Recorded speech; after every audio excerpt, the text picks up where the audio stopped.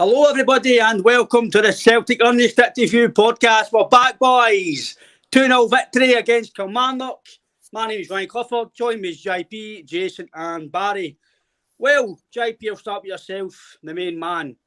Obviously, good result, mate. A lot of the aftermath again that we struggled. Okay, we struggled in the first half, but good victory overall, JP. Hope you've had a good weekend, mate, as well. Still -9. I'm Baltic, so I've got a wee fleece on the night. And we won 2-0. We're no Barcelona yet, but we're getting there, mate. Good evening, boys. How are we? It's nice to see your happy faces once again. Well, we spoke about it on Friday, Ryan, didn't we? Funny you should talk about the weather. That's why I've got a hoodie on and all, because it's still minus degrees in this side of the city, mate. No, it's a good victory. Comfortable, very comfortable. People are saying we were poor first half. I just thought we were really sluggish. When I said we were poor, certainly seen us play a lot worse. And then second half we got a goal right before half time, and then the second half I thought we came alive. And we just pounded their goal, totally peppered it. And if not for a bit of bad fortune and one or two saves for the Kilmarnock goalie, you could have probably been walking away with a 6 or 7-0 result there, mate. Aye, obviously we get a lot of backlash, but I think some fans weren't happy with the first half. I can understand that because it was a bit of a boring first half in terms of what we've seen in the past, but it wasn't due to fault of trying. I think it was just more to do with the way Kilmarnock were playing. It was stuffy and, like you said, it was sluggish. We weren't dreadful. It was just one of the first halves. We've all seen at Celtic Park. It happens with some of these teams. Don't know what you feel as well, Barry. I do feel that some of the reaction with some people, I think Ian Crocker, as I said today, on the Rangers game, that Celtic were below par or something, that they struggled. It was 2-0 going on 5 or 6, whereas some of the chances that we missed. So it's very hard, Barry, for me anyway. I think we all agree that these teams need to come to Celtic Park. They need to try something to beat us, if it's park the big buses at the back, or because they can't come and go at us because they've not got the quality to do it. Like Kilmarnock, like I say, without Kyle Lafferty, they've not got anybody up front really. They've no attacking strength. So for me, I'm echoing what JP says, Barry. It was very comfortable in the end, especially the second half. It could have been anything. When the subs came on, they took us to another level. They made us press higher and they've got a lot more energy in the park. So overall, Baz, a good day at Celtic Park. Evening, Ryan. Evening, boys. Good to see all your happy, smiley faces. I hope you've had a great weekend, and I certainly have, and enjoyed the football. And it's just becoming the norm now. Celtic play, Celtic win. Celtic play, Celtic win. I mean, and the media and so-called pundits and experts might want to pick the bones out of a performance like that, but the result, once again, 2-0, I thought it was comfortable. I don't think we ever looked threatened at all.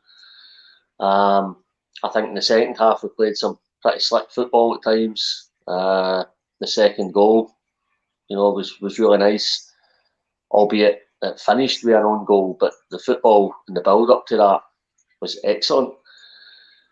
Real Hatate get man of the match, and once again, just looked a different class. He is one silky player. The amount of times that he had a couple of players around him and was able to just pivot one way and then the other, and he managed to break free and it opened the park up for his teammates. He's a sensational player. He's a joy to watch. And I was happy to see Giakoumakis come on and apply himself. Could have had a couple of goals actually. So I don't know if there's any hope in the big man staying on. If he would be happy, I would love to see him stay, because I think it gives us more firepower. Don't forget, we're still going to be competing for 3 trophies.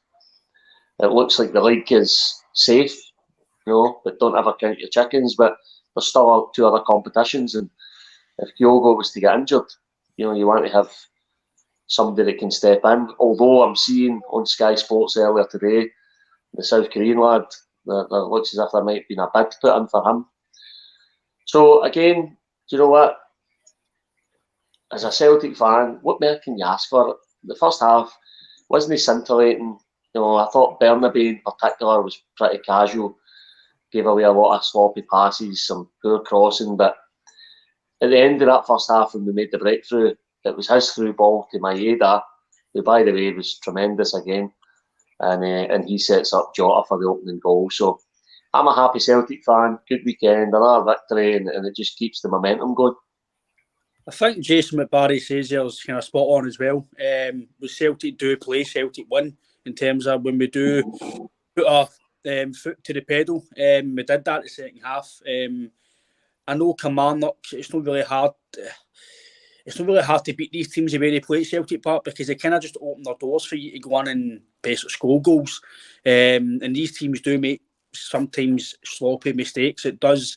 With the quality we've got, it does make us score goals because when you've got the quality we've got, eventually the mistakes you give us, we will punish you. And that did happen eventually in the game of the weekend. And I do agree with Barry as well. I thought Bernabei was quite sloppy in the first half, but again, he warmed into it. In the second half, I thought he was pretty decent. So Bernabei seems to me, any time I've watched him, as the game goes on, it gets better. I couldn't tell you the last time I've seen Bernabei actually starting the game really well. He's always progressed, hasn't he? It was the same against Livy when he came on for Taylor. The first 5-10 minutes when he came on, he was all over the place. But as the game went on, he was looking quick, he was looking sharp, he was getting balls in the box. So I think eventually he will come good. But the only, again, you know what, to criticise him because for me, I rate him and I think he will do well for us. But at Celtic, you can't keep coming into the game and no starting well. You can't keep coming 15-20 minutes to warm up because the way we play, Jason, I don't think you're allowed to do that at Celtic under Ange. I think you need to start full pelt. We all know it can't happen every game.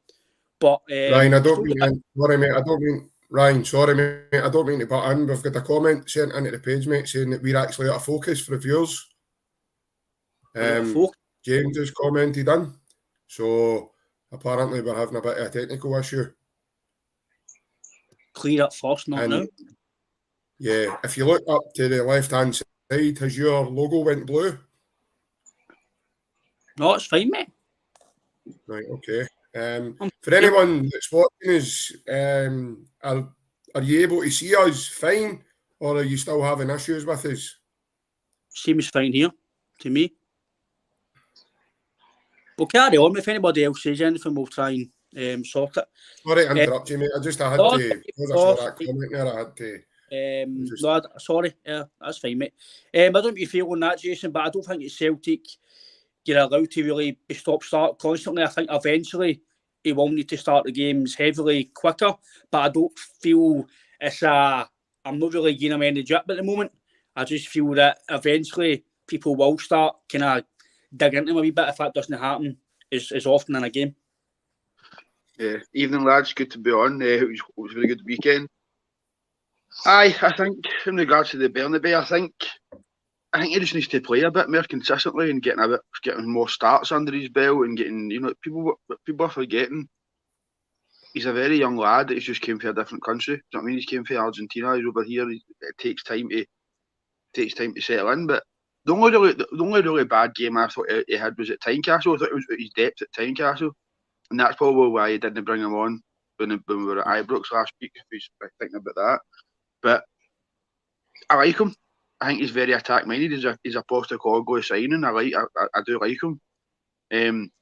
But I think he just needs to run in the team, and I think that's when you start seeing him starting better. But I think that probably did take a wee bit to get into the game. But again, if he didn't play the way he did, we wouldn't get the breakthrough to begin with. And I think what Barry said, I thought Maeda is on fire now. By the way, he's one of the best players in the Celtic team now. Just everything he's doing. I think since he came back for World Cup, he's took some kind of confidence for that, and he's really, really good now. I thought Jota was alright yesterday as well,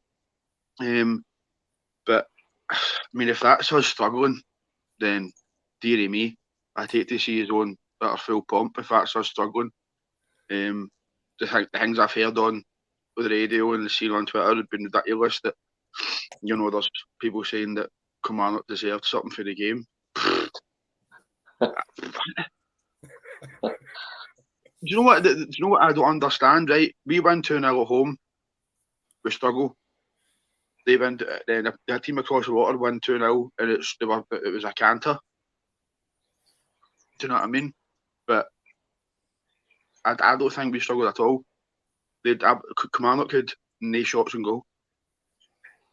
Do you know what I mean? And then if their manager comes out after the game and said, Celtic are a really good side, and we'll take the 2-0, then that tells you what you need to know. But that's 2 or 3 managers that have come out and gave us the respect and the credit that we fully deserve. Because I don't think we get it. We never do, but especially now we don't get it. But I thought as a whole, we were never in any great danger of losing the game. I thought we were very, very comfortable. I think as JP said, we were just a bit sluggish. But you're going to get games like that. You're going to dip. You can't be on top form and be that relentless every game. See, as long as you still get the 3 points, I'll take that. Just got a wee comment I'll put to yourself, JP. It's from Francis, from the big one. I'll read it to you if you can't see it all. I can see it. He said, first half was down to, as Anne said, poor decision making in the final third for the first 43 minutes, which we totally changed down to. I think Anne's letting them know at half time in the second half. We improved immensely and could have been a cricket score at the end. I think big CCV was immense again. And as an older boy at 63, I have seen some good centre halves. I can see you all clear as day. Cheers, Francis. Brilliant, Francis. Cheers for the comment, mate, as well. Thank you. Cheers, Francis. In terms of what you're saying there, Francis, I would have to agree with you. I just thought I think part of the way Kilmarnock set up, and obviously the way we started, probably didn't help ourselves any, because the certain passages I played, we were overplaying at times. I thought in the first half we were looking for that other pass when we didn't have to. People like Kyogo were making great runs. Bernabe was making a great run down the left-hand side. And Hatate was kind of momentarily frustrated me in the first half with a couple of decisions he made. There was one where he could have clearly sent Bernabe clear down the left-hand side. He chose to check inside and get the ball to Aaron Moy. And it just frustrated me. Instead, he just opened up his body and releasing the ball with his left foot down the channel, because we were away. And I would imagine the movement of Kyogo would have managed to get in a great position in the centre. So there was wee kind of moments like that probably the same as Ange was frustrating. But I've certainly seen us play a lot worse. I mean, there was guys running about me saying that some of these players have hit their peak too early, and no, I mean, I know you're laughing, Ryan, but this is a nonsense I've got to sit beside and listen to. And I know you're laughing, Baz, but honestly, there's a guy that sits 3 rows up behind me, still thinks Samaras is part of the squad. That's conversation, you know what I mean? He actually says there was 2 seasons ago, he was shouting for Samaras to come on, and then last season told everybody that he was Giacomakis' PA. Personal, I think so, mate. Maybe something else. Don't know, big man. He might be one of your subscribers, right enough. I don't know. Probably, man. Aye. Nonsense like that. All that naughty stuff on a Saturday night. It's when you see that. I think, know what I mean? See some of the fans, but actual, but some of the stuff that you're just like, what team are you watching? No. But that's what you're dealing with on about you, and so it's kind of hard to. You're trying to take in a game, and you're having to sit and listen to this nonsense going on run about you. Thankfully, it's not right beside me, because you'd be getting them dunce every 2 minutes. The ref would be coming there to book you, because you'd be fouling the guy every 2 minutes. Know what I mean? But no, I just thought we looked a wee bit laboured. Some of our passes were no crisp enough, no at the right tempo. And I agree with Francis. I think, obviously, evidently they were obviously but they were obviously reminded very quickly at half time. But you know, it wasn't acceptable, and you certainly seen a team in the second half coming out with a totally different tempo and a totally different sort of mindset going forward in the game. Aye, for me, Jack, in terms of Carter Vickers, I think I said when you were talking, he's definitely the best I've seen since Van Dijk, 100%. Yeah. He's very strong, he's powerful, he knows how to read the game. I think that's maybe one reason why Starfelt is looking better as well. Know that Starfelt's not a bad player, I do rate Starfelt. And maybe Starfelt's the same because he's covering Vickers and Vickers covers him. They've got Ryan, just as you said, Starfelt there, do you know he had 134 passes to Kilmarnock's 97 as a team? That's just him himself, Starfelt. And obviously, Starfelt, but do you think Starfelt's recovery is outstanding? I think his recovery is brilliant. Honestly, his positional sense is getting better and better and better every time he plays. I think, me personally, I've always liked him. I called it. I mean, Baz picked up on it a while ago. One thing I did touch on early doors with Starfelt is his timing, and his timing on the floor is unbelievable. For about because he's not exactly he's not tiny either. You know, he's not the biggest of centre halves, but he's certainly not a slouch. And I really think his timing is unbelievable. When he knows when to go, he knows when to sit, he knows when to come across and cover, and he knows how to what sort of distance he should be between him and Carter Vickers. That's what I agree with you, Ryan. I think they two have grew together. Yeah. I don't think they've lost a game playing together. They've went 38 games unbeaten. They've started 38 games. They've not lost in 30 games. The equivalent to a full season, give or take. That is unbelievable, man. Excuse me. No, absolutely. But that start yesterday, I think, speaks for itself in terms of 134 passes to Kilmarnock's 97 or 98 passes as a whole. As a team, and it's just absolutely frightening. But Kilmarnock deserved something for the game, and we're unlucky not to get something. Another ball. Talking about the Kilmarnock manager, Baz, put this one to yourself, mate. I put in Twitter today about obviously us getting some credit. Lee Johnson's gave us a bit of credit recently. Callum Davison says it's the best team he's seen in Scotland in a long time. Even David Martindale came out and said it's one of the best he's seen Celtic playing in a long time, and now McInnes is basically saying he's not what I compare it to the Rodgers team, but he says the squad depth they've got. He says, come on, they're bringing on Jack and Marcus, Abada, guys like that. He says basically what he's saying is we can't compete with that. We have no chance when they've got that type of depth to bring on. And I'm agreeing with him. It did bring us a bit better because it was fresher ideas when they came on the park. We went for more goals. It was like you said, Jack and Marcus should have scored. James Forrest should have scored. We looked no a bigger threat. We just looked fresher because we had the subs to bring on. And I really like the fact that we're getting a bit of credit now, Baz, because I know for me, I can't read anywhere. I can't hear anywhere throughout the years where I've really heard us getting a lot of credit. Some pundits will give their due. Mark Wilson's even been on Clyde One for a while, gaining us a lot of credit. You know the usuals, Hartson, Sutton, all the rest of them always need credit. But some of the pundits who are on the media and writing the articles, it's always the teams only playing well, Rangers only up to full scratch yet. Celtic won 4 trebles. We couldn't even get to put the bus through the Gala Gate because they won a treble.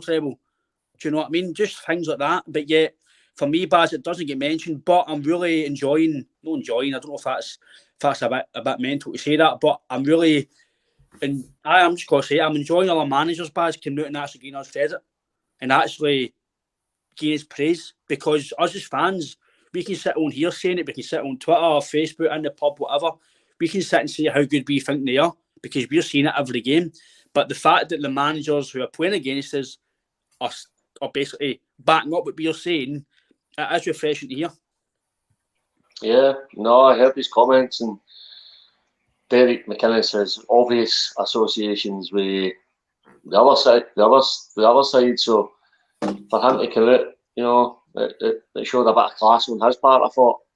And, you know, he's complimenting the style that we played as much as anything else, the way we play, and he highlighted the fitness of the players. He said that was a telling factor as the game went on. So I think he's also complimenting Ange Postecoglou there, you know, without directly saying Ange Postecoglou's got this side playing some great football.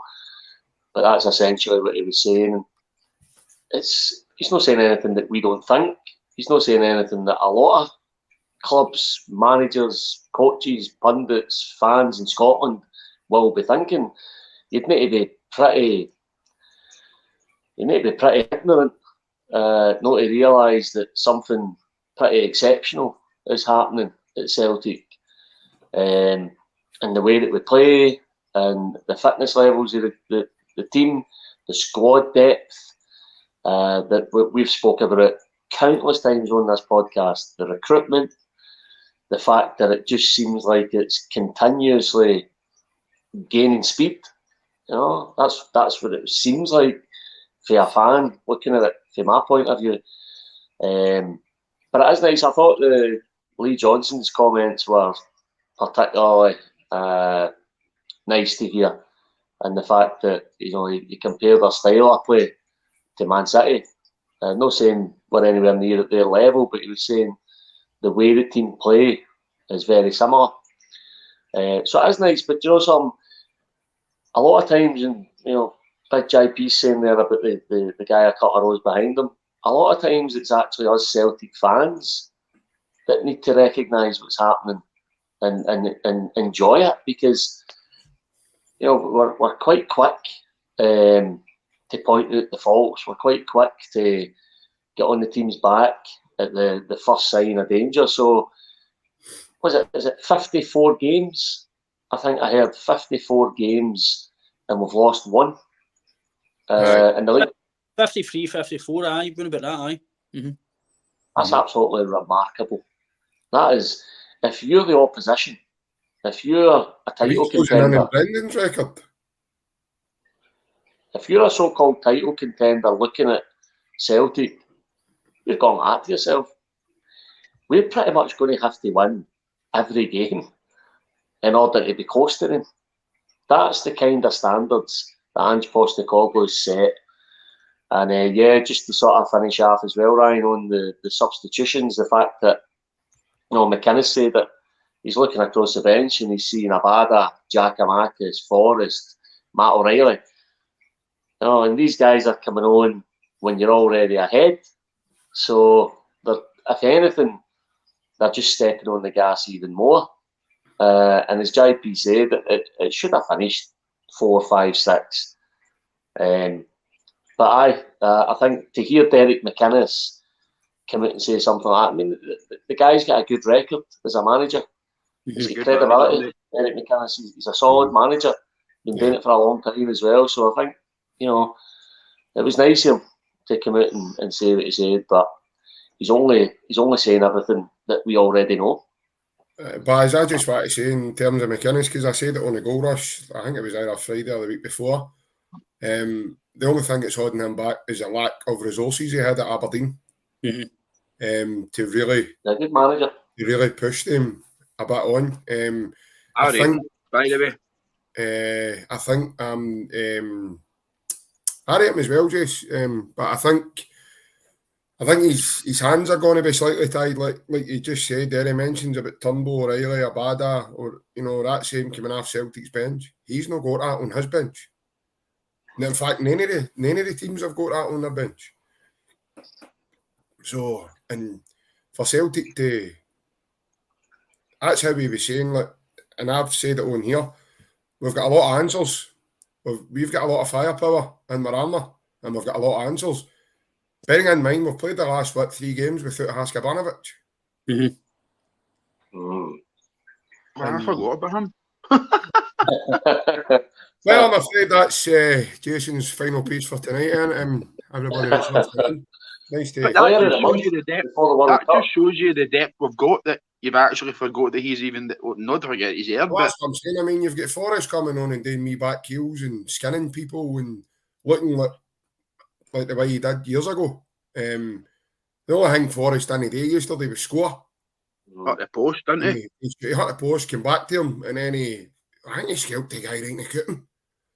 Big boy, it was on the. See, yeah. He went him with a tan. That big boy, it was on the line. See, He's the only guy in Glasgow walking about with a tan now, unless you've been to Tenerife. Turnbull, even look, the substitutions yesterday were spot on. Just Turnbull come on and done well and all, by the way. It's the life out of me, man. We were breaking forward. You see the one, he just turns back. Where are you going? Yeah. Again? Yeah. You've just stopped all that momentum. Starfelt and Carter Vickers have bust their nuts trying to get that ball back. As soon as he break with the ball, he give the ball to Johnson. Johnson plays a forward pass into Turnbull, right on the Turnbull stride, out 18-yard box. He runs on me, and then he sees a guy coming across to shut him down, and then turns back and goes in the way with it. Oh, I was like, come on, get to a badder. That frustrates me. He's got the first part of his second name is what he does all the time. Turn. He just turns on it like. But then he goes the other way, the opposite end of the scale, and he plays a 1-2 and gets on the end of it, and then he tries a shot for the edge of the box. So that sometimes it just frustrates me. Don't know what you feel on what Baz was saying there, Jason, and then I'll say to JP as well. Because for me, he's saying that about us, right? And then part of me as well, I can understand maybe why. I do agree as well. He's got his hands behind his back because the players have got against us. Unless we have an absolute miracle, underwhelming performance, it's going to be a miracle for Kilmarnock to beat us, right? But he's saying that ahead of the next week's semi, he says that we were coming to Celtic Park not to get a mauling. I don't like that. He's been truthful, right? There's been truthful. And then, obviously, I like to think he's not saying that in the dressing room. Listen, boys, don't get a mauling today, because I did get him, right? Because you don't want to come to Celtic Park the way we are now and get a mauling. But saying that out to the media, I was like, oh, right, okay. It's similar to Ian Beale last week, came out and saying, oh, we're not up to Celtic's level yet, etc.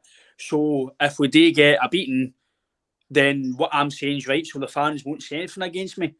There he's there, the main man there. So I don't know. For me, if I was a Kilmarnock fan, I totally get that they're not expecting to beat us at Celtic, but if that's what your manager's saying, then you're already, like me and JP have spoken about as well, I think we've all spoken about it, you're basically beating the tunnel at Celtic Park with half of these teams. Like JP just says here, you've got guys like Jack and Marcus on the bench. Now, they guys are on the bench, and then Jota's starting. You've got guys, Maeda's on the form of his life at Celtic. So, don't know what you feel of that, Jason, and obviously the comments about him and about us, but for me as a player and your manager saying that, I do understand where he's coming from, but at the same time, it's a bit... if that's the way you're going to speak, then you're really going to get beat anyway if that's the type of attitude going into a game.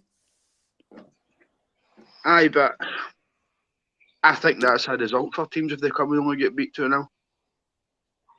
I think if they come and they look at St Johnstone, Hibs, they've all came to Celtic Park and they've had a go and they've got battered. You know what I mean? So I think if they come to Celtic Park and they only get beat 1-0 or 2-0, then it's a result for them. So I don't think he set up to win the game yesterday. I think he just set up to try and get a draw or and then that was it. But he's also maybe had one eye on one. He's also got one eye on next week. He's been like that. We don't want to get mauled off him, because then that gives him confidence for getting into the game at Hampden. So maybe, I don't know, is he prioritised? I don't know. But if he's saying if that is his team talk, then it's not right, really, is it?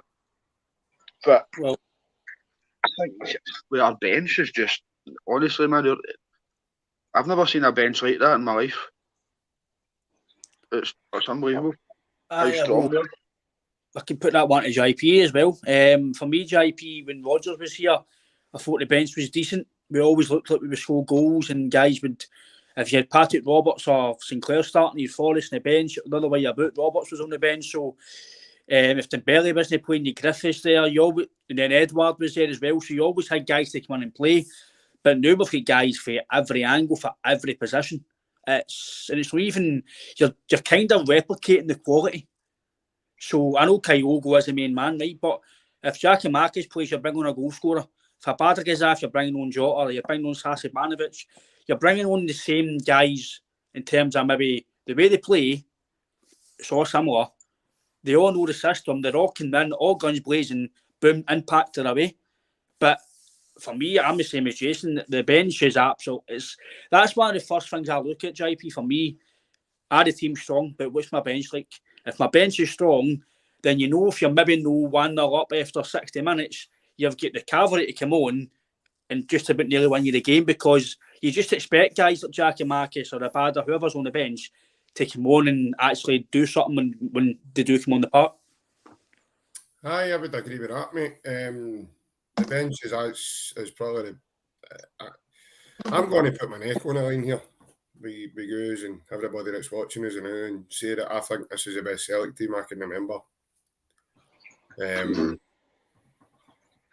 grown up. This is by far the strongest, quickest, fittest Celtic team I remember ever. Anil's team was different. That was a different team. It was a different sort of make-up with the side and everything with Anil's team. This team's so fast, dynamic. On the ball, off the ball. So alert, so tactically aware.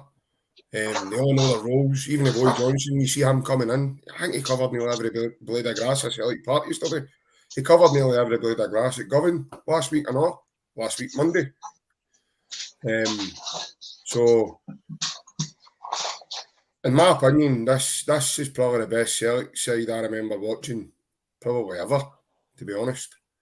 It's probably the strongest in terms of squad depth as well. I know you're saying what you were saying there, Ryan, in terms of Rodgers' teams, but you always had that one or two Marvin Compere moments, or your Jack Hendry's, or the guys that still won the up to it.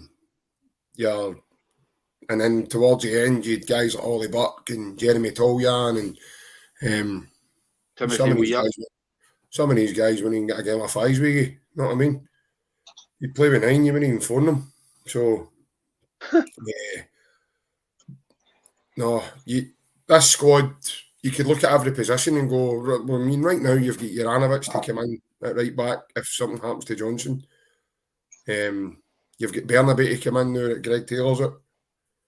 You've got Kobayashi sitting there waiting for maybe one of them to, I don't want to say get injured, I don't really want to say that about anybody, but anytime Ange rotates that squad, you've got cover. You've got Big Jens there now, I know. Stephen Welsh is well out of the picture because he's injured, but obviously he's now nowhere near that squad.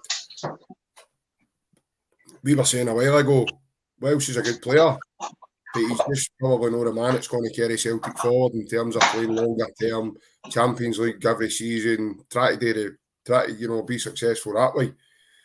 And as Barry touched on it earlier, it's all down to Ange Postecoglou. It's all down to him. We've not lost a game at home for he came in. Yep. We're undefeated at Celtic Park for he came in, and domestically. Yep. That's unbelievable, man. It's frightening. It's absolutely frightening. Our fans, like Barry says, don't give the team enough credit. They don't give what's going on enough credit. They don't give the people, not even Ange, but the guys that are working with Ange are doing the job.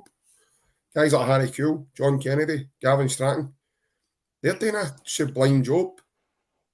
Bearing in mind too, the guys I just mentioned there was fences getting flung at them not too long ago. I didn't want Kennedy there when Lennon. No, but Lennon. let's not forget that momentarily. You're talking about two of the same guys. All of a sudden, a manager comes in, things are going well, and these two guys aren't even getting talked about. We're not hearing about Gavin Stratton's laptop or his iPad that he got for Christmas and that Christmas advert last year.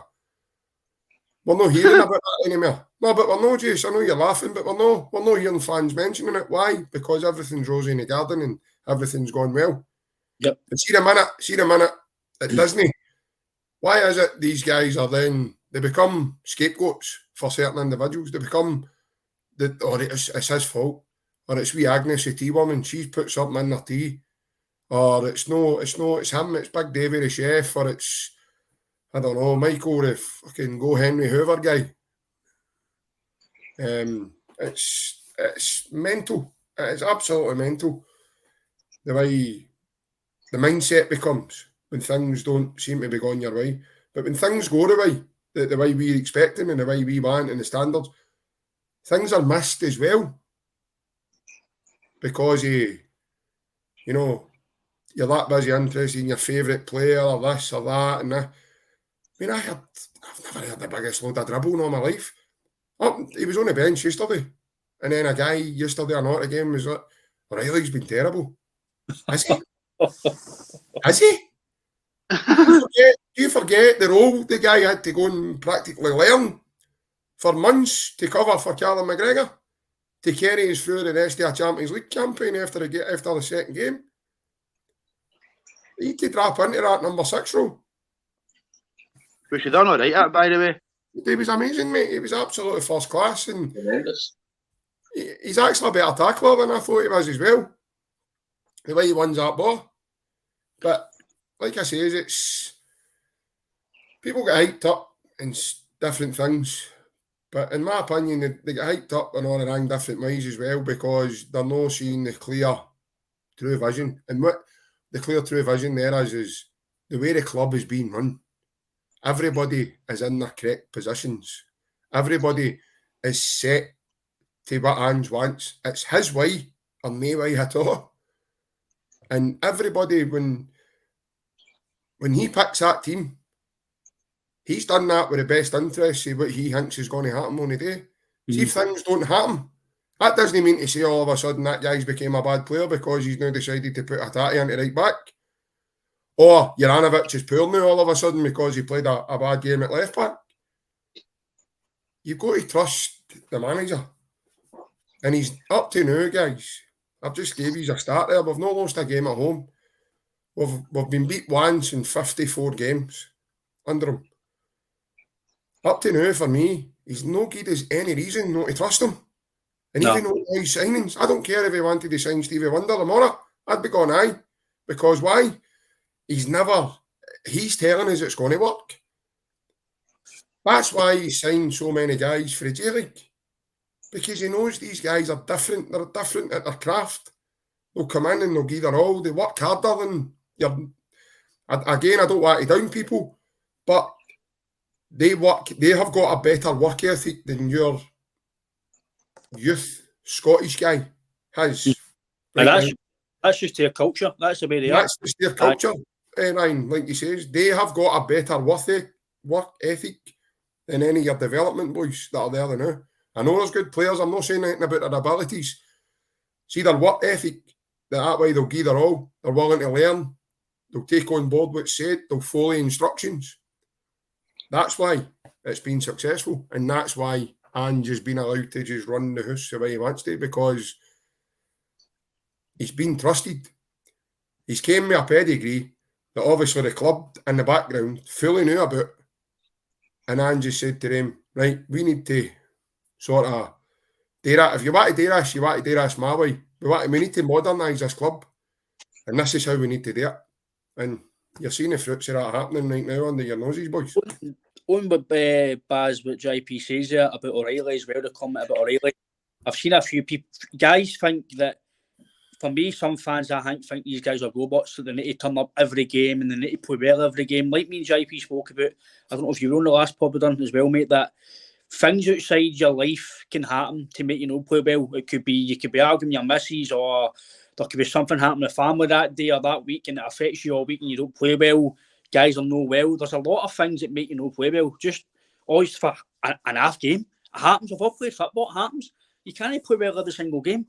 But on that O'Reilly thing, Baz, see when he starts to maybe get rumours about him going, or he maybe goes in January or the summer or wherever he goes, no, don't sell him for more than 20 million. Oh, wait a minute. The last game you're saying he was hopeless and you want rid of him, basically. So you've got to come with a happy medium here. Either Do you just stick with him and let him play his game?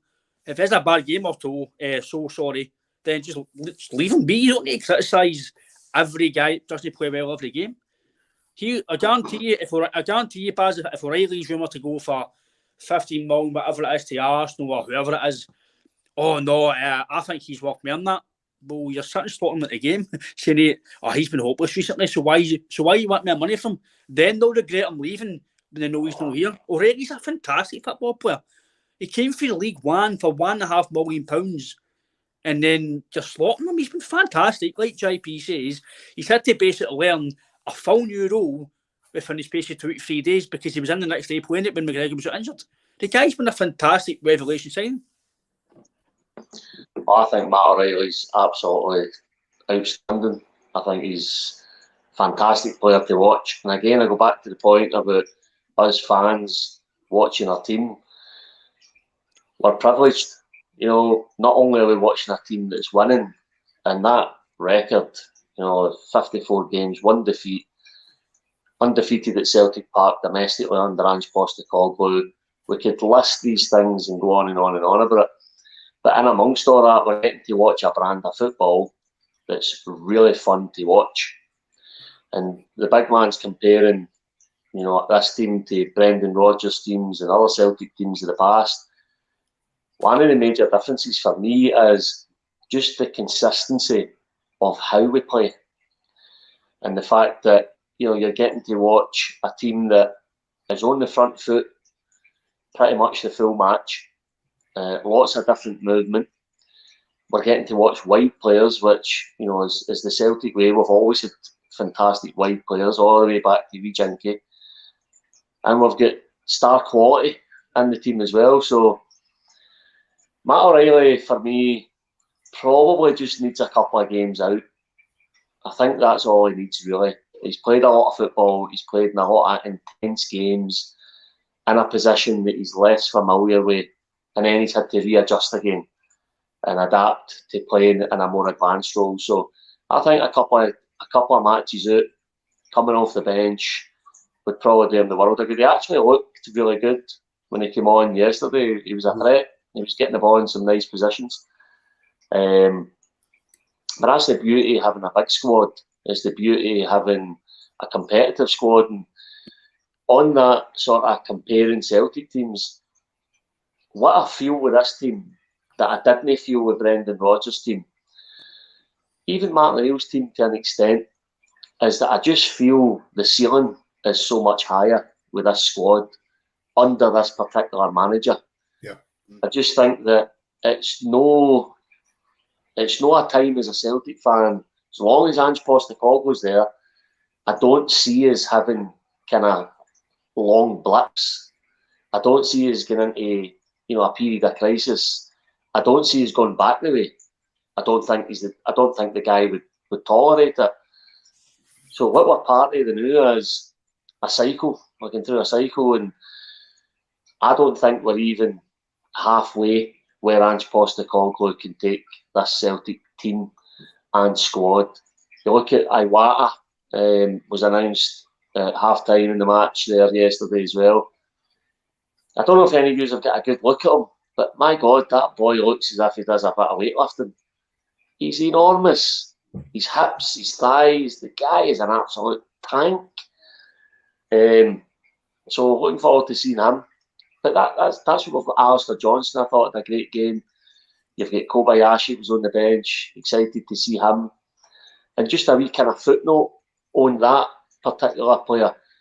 There was a lot of times in the game yesterday where it was Mo Starfelt had the ball and there was a switch on. You could see Jota had a lot of space, and if he had a left peg on him, that switch would have been on more often than not. And I think that's one of the reasons Ange Postecoglou, when he brought Kobayashi in, was quite quick to say we don't really have a natural left-sided centre-back. And I can see that as an area where having a natural left-footed centre-back would be a big asset, because that ball was on a lot. You drag the team there, the opposition over to one side of the pitch, and because your wide players stay wide, that switch was on a lot. So that's what I think is in my own experience supporting Celtic, the highs and the lows, more so the highs. This particular team under this particular manager, for me, I can only see it getting better and better and better, and I expect that's what's going to happen. So, strap in, boys. Another comment from Francis. I'll put this one to yourself, Jason, at the moment. Big one. For me, lads, the early 80s teams was also superb to watch. Up front, we had Nicholas, McGarvey, McCluskey, and we had David Provan, Johnny Doyle, Tommy Burns, Murdo McLeod, Paul McStay in the middle of the park. On the wings, we had a back four of Danny McGrain, Roy Aiken, Tom McAdam, Mark Reed, and Parky Bonner in goals. I know it was a different era back then, but what you need to remember is we had not only a Rangers team to beat, we also had a United team and Aberdeen team who back then could win the league. And he also says, we Johnny Doyle, who sadly died in a terrible accident. Just before you came in as well, Francis, I don't know how often you've seen the channel, but we've actually had Mark Reed. We've actually had him on. He was on chatting with Ryan a while ago. You'll find that on my list. It's in my playlist on my channel if you want to go and have a wee listen to that. Ryan had a chat with Mark Reed a while back last year, so aye, that was quite good as well. I don't really think that, Jason, what Frank says, but obviously I wasn't born then. I can only go on the teams at the moment, but I would probably, in terms of excitement, I'd imagine just some of the names, Jason, Francis has came to his there. You can just imagine how good that team was at the point as well. No, I know. I wasn't born there either, but just hear people talking about McStay and McGrain and they're on the range, you know what I mean? I know that. Do you know what I mean? And especially my dad. My dad says that, in his opinion, McStay is probably the best midfielder ever to play for Celtic. Phenomenal. So that tells you everything you need to know. Greatest ever.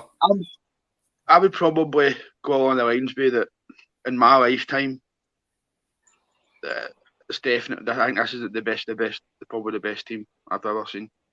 I thought it was Rodgers before, but now it's just it's attacking football. It's everything that when I watch teams on the telly,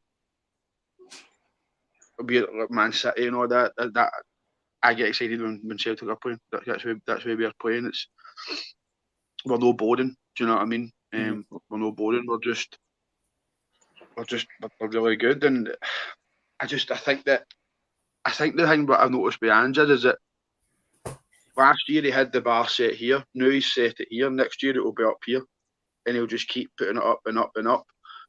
You know what I mean? And he'll just, as long as he's here, I think he will just. He won't accept second best. He'll never accept us no being the way, or us no playing well, and us maybe thinking that the league's won. He'll not accept that, because in his opinion, it's no won till it's won. I think he said something. I seen something the other day, and it was like, I think it was something like 64 points left for the rest of the season, and his aim's to get 64 points, nothing more, nothing less. That's the type of guy I want running my club. And I'll be honest, I had my doubts when we first. I think I speak for most Celtic fans when we appointed him. We were like, who is this guy? Nobody knew who he was, but wow, you know, I think we very quickly seen what he was trying to do, and he's modernised the club probably a lot quicker than what it should have been. But we were crying out for it for years. Do you know what I mean? But I think he's definitely. It's just if he keeps doing what he's doing, he's going to smash a lot of records. I don't know what Rodgers' winning record was. I think JP said he's no far. I don't know what it was, but he can't be far off it now. With him winning record. Francis, we'll check that one out later. We love Matt Reid. Yeah, mate, I must admit, it's one of the best guests we have done. Obviously, I wasn't born at the time, but to listen to what Matt was saying, I was kind of in an audium in terms of the players he played with, and obviously back then, the way they played football and the way behind the scenes, it's a lot different to now. So, as JP said, if anybody wants to check that out, if that's your era, then and Mark was one of your favourite players or that era, then I would definitely give it a wee watch. Another wee comment I'll put to yourself, JP. It's from John. That team that was mentioned beat Real Madrid and Juventus at Celtic Park. Unbelievable nights. We've seen some unbelievable nights at Celtic Park, obviously, but very rarely do you beat teams like Real Madrid, etc. So that team must have been great as well. Aye, no, definitely. But at that time, Real Madrid and Barcelona, Juventus, is it? Juventus, aye. Weren't they spending 200 to 300 million a transfer window? So it was a bit more. It was a bit more a level, an even sort of keel that way. But even under O'Neill, we'd done a lot. We'd done really well in Europe against these teams. The pioneers of that was Elizabeth Lions, obviously. They pioneered that for us, so they set that in stone. And then obviously from then the club just grew. In terms of stature worldwide. And obviously then you can think a lot of results yourself that night. Sutton's volley with a 4-3 game at Celtic Park, and there's been a lot of really good nights at Celtic Park watching us beating bigger teams. Even English opposition at the big teams in England, we've held our own against them throughout the years. But no, that team that Francis put up were absolutely incredible. They were a great side. You ask anybody back for that era and all, will tell you Danny McGrain was probably the best right back in the world at the time. Mm-hmm. And even at his pomp, Danny McGrain was probably up there with the likes of your Cafus and all the guys that were great. But no, as I said, it doesn't surprise me because we've always been renowned for having good teams throughout the years. But I was just saying, in terms of my choice, this is the best. It's been the most exciting watching it. You can't wait to the next game. And I know there was days. I mean, I grew up through the Lou McCarry and Liam Brady days and all that, so I know there was days that you were dreading Celtic coming on the BBC because you just didn't know what you were getting. I know you're ready to start laughing now, but I've seen a load of nonsense throughout the years, mate. I remember guys like Carol Muggleton, Wayne Biggins, Ian Andrews, Tony Cascarino. These are the kind of guys. I mean, these are the kind of guys that you wouldn't even trust them to do a washing for you. You know what I mean? Let alone playing your team. But no, as I say, we've came a long way since then as well. I mean, I even remember Celtic teams with Anton Logan, Chris Morris, Mike Galloway, just guys like that who were workers, but they were part of the squad players. I remember Tony Cascarino. He couldn't hit a coup in the backside with a barn door, but he was absolutely dynamite down the road.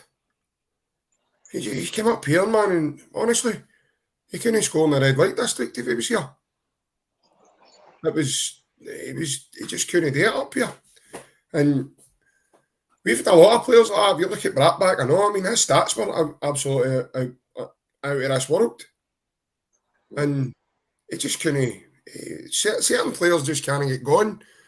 And like I mentioned to you before, Ryan, seeing you play with Celtic, mate, there's a demanding, a big pressure put on top of your shoulders, mate. You either sink or swim. Loads of people have sank, but many have been able to grow and been able to take it on board. And that's a good thing about a Celtic team. They're all at an age where they're all ready to, they're all hungry, they're all developing, they're all, they're all sort of eager. And none of them, see when you watch them play, none of them go hiding. Mm-hmm. All of them want the ball, every one of them. There were Celtic teams of even that era, players would just go hiding certain matches, turn up when they want. That always frustrated me with Big Samaras. I mentioned him earlier when he was here. I thought Big Samaras was an absolute gem, but again, he used to just disappear when he wanted. And 1 minute he would be knocking balls onto his cell, running on and scoring. and playing out his skin and being unplayable. And next minute he would, getting the ball away and getting caught on the ball and just not looking interested. And with that big dumb look He he turned used it to on in the big games, but JP. Eh?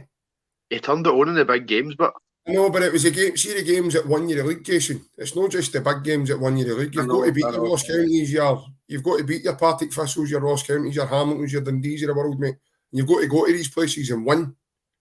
And it's the games that won you the league. It's not just beating your biggest rivals or beating the Hearts or beating the Hibs at Celtic Park. You've got to beat these teams, and you've got to do it home and away. That's the beauty of domestic football. And for me, if you don't show up in the games, the guys that are working hard and showing up in the games deserve the big chance when the big games come around to prove what they've got. Because they're going to give you more, they've got more fire in their belly. But this team, this Celtic side, they're all young, they're all hungry, and they've got a desire to win, and they're all eager to please us as the fans. You can see it. Mm-hmm. I know you can, mate, definitely. I think there's a drive and a hunger about us to keep going, and even the attitude with Kyogo when we scored that goal against Rangers, he wasn't bothered about celebrating, he was just get the ball, let's go and get a result here. He wasn't caring about celebrating, and that's the drive that we all like to see. The last bit of the pod, Barry, put to yourself and yet to the rest of the guys, obviously the guy out the road, like he's talking, he's saying about obviously in an article in the paper. I don't know if it's been translation of words, but he's basically saying, Ange had money to spend and I've no, etc., etc. The difference is Celtic's recruitment's been so wise and so thought out properly. Celtic have spent, I think 3 players. They've got the value of Ben Davis, and I think 2 or 3 players for the value of Yilmaz. That's amazing recruitment at any level. They signed big Bendo Davis for 4 million. 4 million. and he went for 500k at Liverpool. For me, I think he's a good player, Barry. I think he's decent. When we were rumoured to get him for £1 million, I thought he was okay. But no 4 million.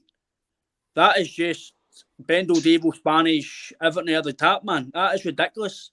That amount of money that they spent on. It doesn't matter if he's a good signing. That's no wonder they're struggling to get good recruitment or good players in or give them good wages or good whatever, because you can't go and do that. The difference is we've done it wisely, Baz, and we're no moaning, we might moan about, why am I not getting a guy for £10 million? Aye, but if we get 3 or 4 guys worth that, sometimes it's better than paying for 1 player. But the reason why I mentioned that is obviously the Green striker. We've known about for a long time. He's under Celtic's radar. There's more talk about Jack and Marcus go to Japan. Personally, I think it's came out the blue to us all about Jack and Marcus going to Japan. I think if he does go, I do think that he's there. Cho as well. For me, if Jack and Marcus goes, then I personally feel it's about maybe the family side of it, the security for money. I don't feel it's ambition because in Japan, again, I don't know the Japanese league too much, but it's not what you can play in the Champions League. You can play in Celtic Rangers games. You can play. So for me, it would be a financial benefit than a football benefit. But again, that's just my opinion. The guy Cho, if it's £3 million, Baz, I heard that's apparently we've picked. Is it Mainz in Germany? They were apparently the poster team to get him. Now we're supposedly. So for me, Baz, I've seen a bit of him.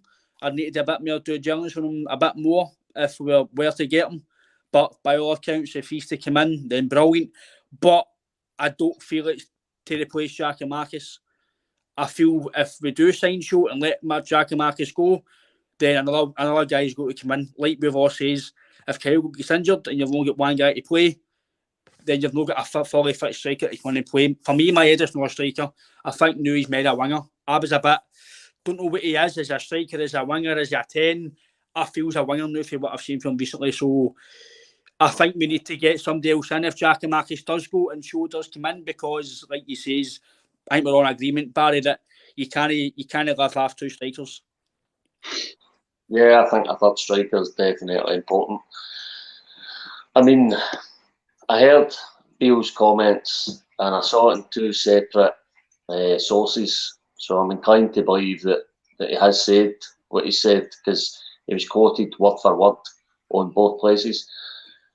The word I didn't like that he used was lucky.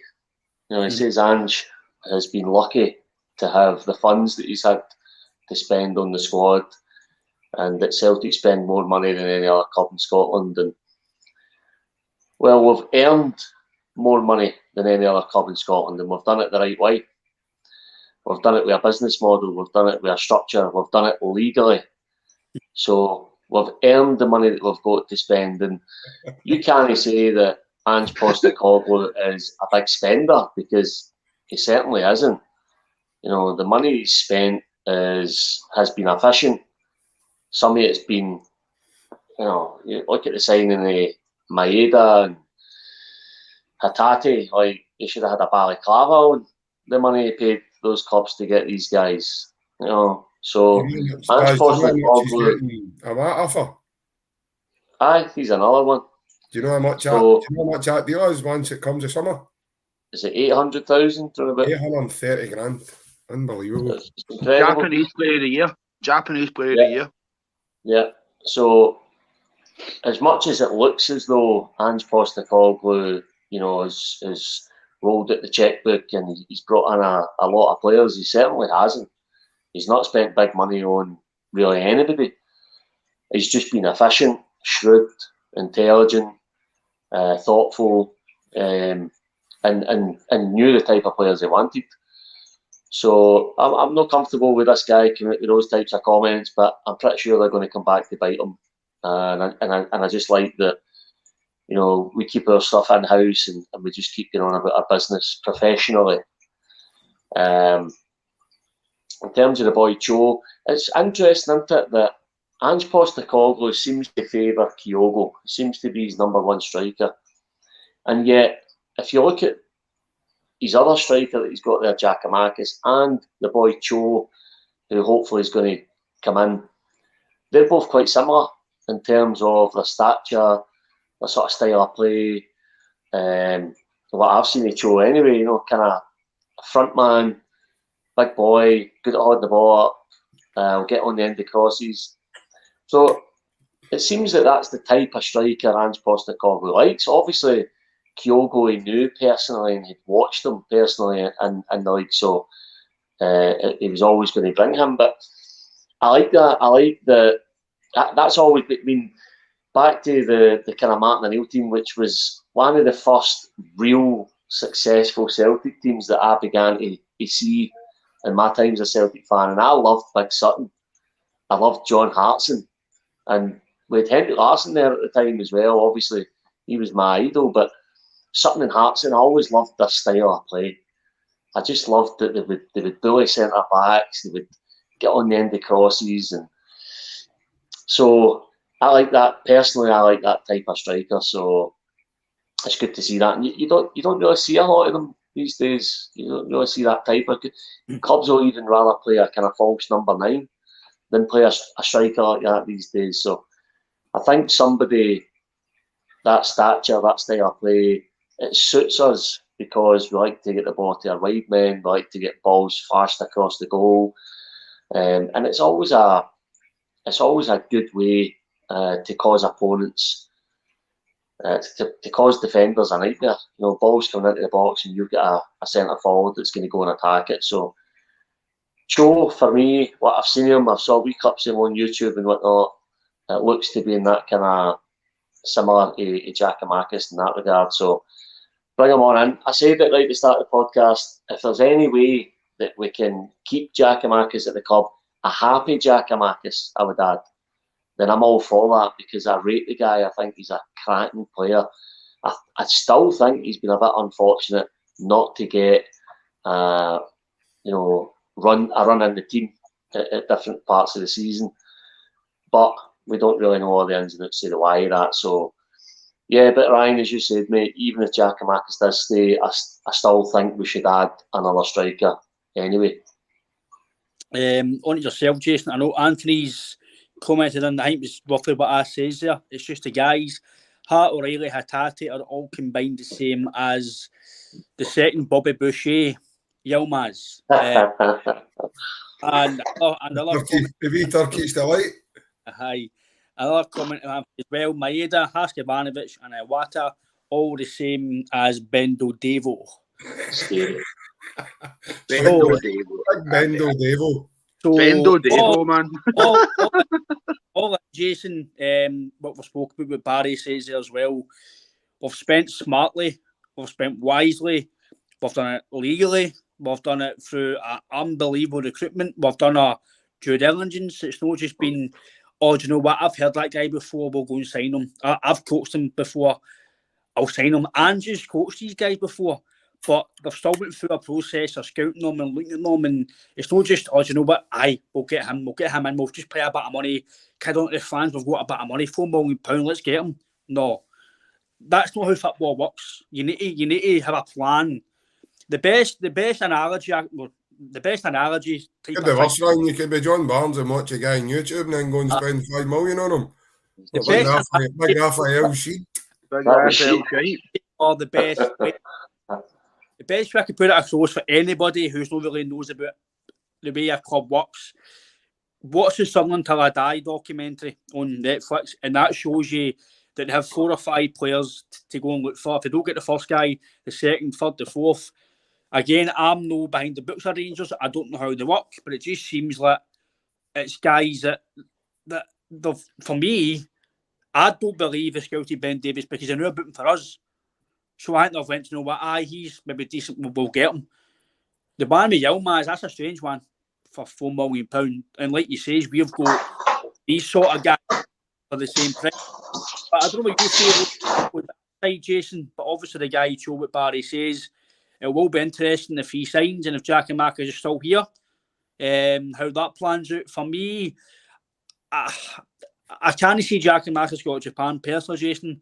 If it is, it's for money. I don't think it's going to be the case. I know that team can be, this team, they are okay money-wise. I think they do sign a few decent players money-wise. I think the guy is Patrick Schick, I think he plays with them up front, so he was worth a lot of money a while ago, so they do spend a bit of money, and I think by all accounts, we've had a bit of dialogue with people, and that's the way they work, so it could be interesting if he does go to Japan, Jason, but I personally can't see it at the moment. I think it's maybe just another thing to see other teams take him in and maybe try and get him. I don't know, I know we all know that's how it works these days, but we'll need to keep an eye on that story. But yourself, Jason, I know obviously what Barry says, I'm aware, I'm only saying lucky. There's no luck about doing your due diligence on your players. That's no lucky. That's your job as a manager and a recruitment staff. That's your job to do the best for the club, the fans, and do your job that you're paid to do. That's no lucky, Jason. No, it's not. It's no lucky. It's having a guy that knows. Sorry, I just had a button. That's still gaming it. Lucky. Aye. It's like having a guy. It's having a guy in that knows a league and knows players, and he's exploited the market.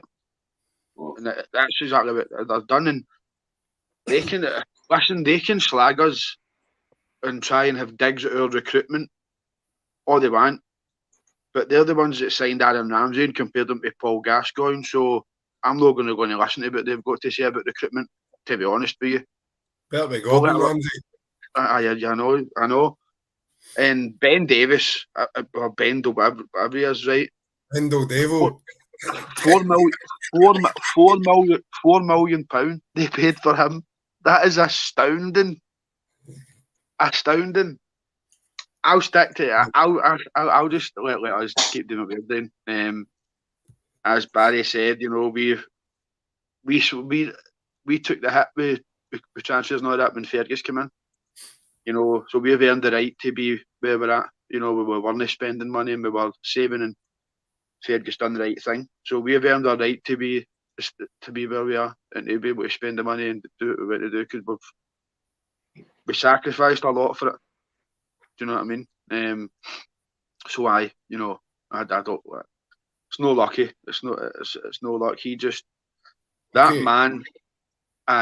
man across the water is cloud cuckoo land with the stuff that comes out that he says. It's just, I've never heard somebody try to convince somebody that they're good at their job than what he does. I think you said it the other day, JP.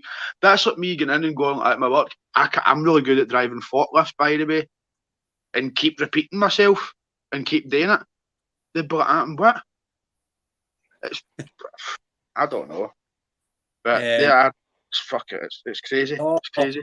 Jason, for me, JP, last bit to yourself, mate. I just think it's jealousy, the fact that we've got money to spend and he knows I've not. I know I've seen rumours about the day, it's on Twitter recently, so it's not really big news, about obviously Tom Davis and Cantwell, free transfers again, they're not paying money for them. I know you can pick up... Tom Daly. I know you can pick up good transfers for free agents. And Aaron Moy for me was a fantastic sign, a free transfer. The difference was he's a full-blown internationalist. He's played at all the levels and doing not. For me, the boy Cantwell's decent. If he signed, but I know he's not played much for Norwich. The boy Davies has come off a big injury as well, so he's got that in his books. They're talking about free agents, and we're talking about signing guys for decent money, and we're signing guys for a combination of money to make a team. I think he knows that they're not going to have like us. I know for a fact if we really wanted to, I know we wouldn't JP, right? I know if we really, really wanted to, we could go and spend £10 million on a striker, give him 30 grand a year, whatever it is, but then that's your budget done for the summer or January. That's your budget done. So you would need to make sure this guy's spot on to score you the goals. We could probably do that, and then knowing that he'll fly to the Champions League, win the league next year, and you'll get that money back to then go and spend again. But that's the thing, JP, as well, that some people aren't realising. People are not realising that Celtic, the money they're spending is money they're bringing in. Yeah. It's no money like under O'Neill. I think me and you spoke about it recently, JP. But Desmond gave O'Neill money. I don't think it was out of his bank account, but he gave Celtic money. We're not doing that. This is money that's it's maybe the odd £1 million, £2 million, maybe out Celtic's bank, but it's not a full bank though that O'Neill had. This is money that's been brought in through season books, the Champions League, the sale of players for Edward, Christie, Bayo, all these guys have been let go. This is the money we're bringing in. We're spending. You're still spending money, but it's no money out of our biscuit tin. Biscuit tin, but you know what I'm getting at. Some interesting points there for the guys. I just think he's had one of these moments. I've got nothing left. I just think he's clutching. He's clutching onto something, isn't he? And he's just had one of the moments. I really don't. I'm the Baz. I really don't know why he's even talking about this in the first place. Why is it even relevant? You know, is it no? Sorry, Tommy, but he's giving them headlines. Like, we don't do that. Manager Brendan Rodgers. No, it's not even that thing. He's getting them headlines, but I don't know if he's doing it just to try and get people to talk about him or bum up some sort of interest or whatever. But you don't get your own house in order first before you start looking at offences at other people. That's the way I see it. And what he's talking about is getting nothing at all to do with him. Nothing at all to do with him. He's not got a clue. He's spouting nonsense that they're all spouting out of these tins. He is spouting nonsense out of these. He's taking these wee tablets. Honestly. Pedro Caixinha left him in his drawer. I think he got him on repeat prescription. There's about 10, 12 bottles lying there. And he's pure Caixinha part. He's hitting it with, isn't it? Honestly, it is unbelievable. Lucky. The dogs keep barking and the caravan keeps moving. I bet you any money he brings Graham Murty in just for a goss, doesn't he? Give us a gosh. After 5 of eight tablets, man, his move's gone like that. And that, by the way, that's the way his move's been gone for he's come in. He's lads, we're not performing. Mutt's going to do a handstand. Aye. Go and see if you can do a backflip and balance on your ear. The best man was when he was like that. When he went, aye, Celtic are really 9 points clear. They're only 3 because Rangers have only beat us. Rangers have only beat Celtic once. What? Apparently they've got a gymnastic teacher as well to teach them to be more agile in the games. Here he's here.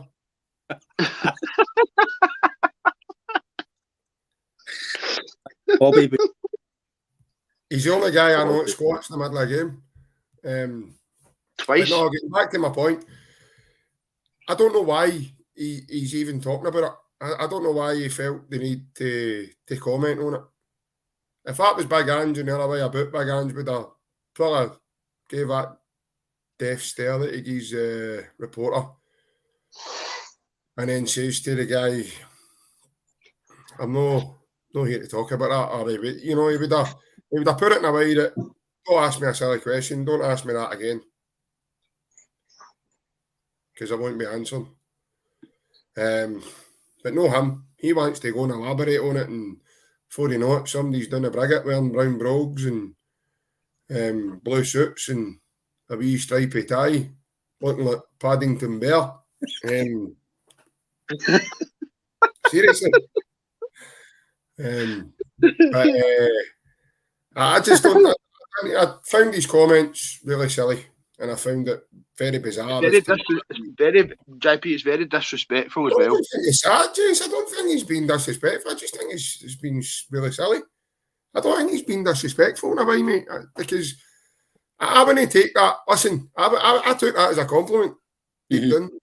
I seen that as a compliment, man. I seen that as if he knows they're not in the same league as us in that fishing pond. He knows that they're not going to be able to do what we can do. So that's why mention it? See if it's an issue, why mention it? Obviously, it's a big issue. But don't worry about it, because you're talking about big issues. He'll be selling one shortly when he doesn't get his job right.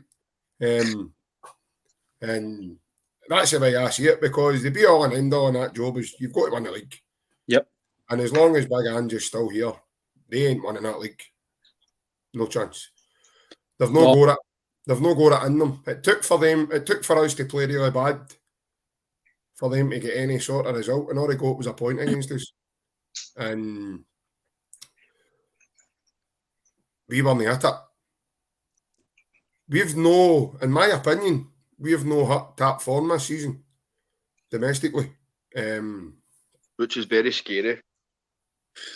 Yeah. Just this week, up man, I must admit, Murray Mints back in McDonald's selling me Beals meals. That's pretty good, Murray Mints. I can totally agree. I didn't find it disrespectful. I just found it very bizarre and very silly for him, because why would you even be interested in talking about the other side? And by the way, bearing in mind, he started off calling his other team. Yeah. And then he was dug up on that, and then he quickly backtracked and he mentioned us. But in my opinion, I just think it's very silly. And you're right, Ryan, he's getting them headlines, but I think he's trying to get people interested in them, because of how bad their season's been before he came in. And I don't think anything at all, apart from results, the way they're playing, I don't think anything's changed for them. I don't think anything has changed. And I think where that squad he's got to now, it's in desperate need of an overhaul. Right. I think it's only going to be a matter of time before they come unstuck. I really do. I still believe we will win the league, hopefully. I don't want to count my too early, but we've said on the group chat as well, we've said it personally, Rangers need a full rebuild. People think we're daft when we're saying that. No, unless they keep guys who... But why would you want to keep guys that's going to lose you the league again? I.e. Morelos, Kent, Kamara, etc. Why would you want to keep guys that have just lost your league again? Surely that's when the pens go to drop. You've got to refresh your squad every year. You see it down south. This is, for me, I probably think you'll all agree on this. Liverpool, the reason why they're not as strong as they were is because they don't refresh their squad every year. It's now 1 or 2 players. It's no 3 or 4 full players to come in. Man United are starting to date now. You can see the manager there. He's got a philosophy where he's want to play. Casemiro, people are jumping on it. £60 million. What he's doing, no. He's a phenomenal player. And now he's shown that. He's let Ronaldo go and they're playing much better.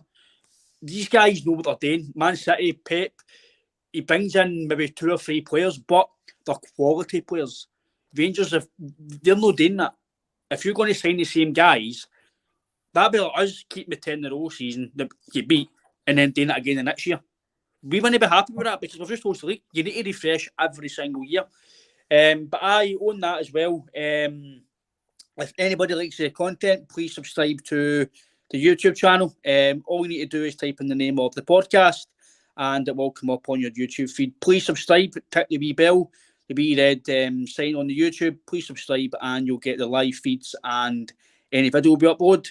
Myself, JP, Barry and Jason, we're all on social media, Twitter, etc. If you want to get a hold of us, we're very easy approachable guys. You might seem intimidating on this, but we're quite nice guys. There's me and JP's Twitter handles there. But if you want to get a hold of Jason or Barry for anything, even like me and JP says the other night as well, if it's just a normal chit chat, if it's on mental health, football, family troubles, anything you want, if it's an outlet for you, then we're totally here for you as a Celtic fan base. We're all on TikTok as well. Please don't sit in silence. Any funny videos, we're on TikTok as well. We've got on that as well. And we're also on, me and JP are on Instagram as well with Barry and Jason. We're all on social media platforms and you can get this on Apple Podcasts, YouTube and Facebook as well. Again, lads, thanks a lot. I appreciate your time. It's been good to chat as well about Celtic again and other things that is unrestricted views. But again, lads, hail, take care, and I hope you have the rest of our good. Hail, boys. Hail, lads. Hail. Cheers. All the best.